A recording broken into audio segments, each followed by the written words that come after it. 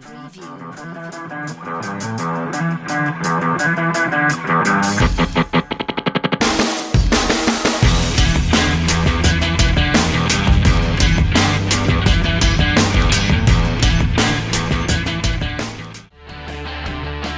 2017 Audi A4 may not look as overhauled as you would expect for a complete redesign, but the devil's in the details, and those details are pretty darn impressive.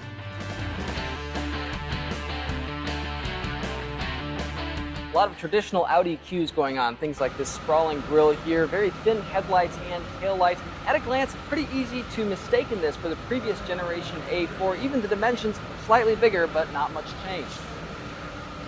Check out this cut line right along here. It runs just below the belt line of the car, blends perfectly smooth into this line where the hood actually meets the fender. That's an area on a lot of sedans where you kind of have this awkward cut line you got to make. Here, blends in perfectly, even with a three-dimensional lip. Pretty neat stuff.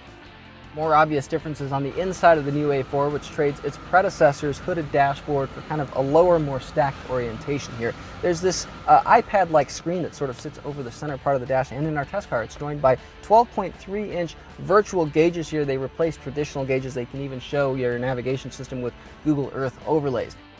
Now, some of the technology is overkill. The Google Earth looks kind of cool, but it doesn't actually add any really useful information, and it just kind of does crowd some of the information you need to see, especially at a glance. This screen here, begging for a touchscreen interface. Instead, you got to control it through Audi's MMI knob-based system down here. Really a drag, especially when you're using things like the standard Apple CarPlay and Android Auto. Those were meant to be on a touchscreen, not to be used with kind of a cursor and a knob down here. As far as the luxury quotient in the A4, some nice attention to detail with things like three-dimensional edging around this kind of pod of climate controls, but some lower rent plastics below eye level. Those are areas where cars like the Mercedes-Benz C-Class, even the BMW 3 Series dress up with a little bit more consistency. But a very practical interior in the A4. Lots of room, lots of storage, easy to see out of, big back seat.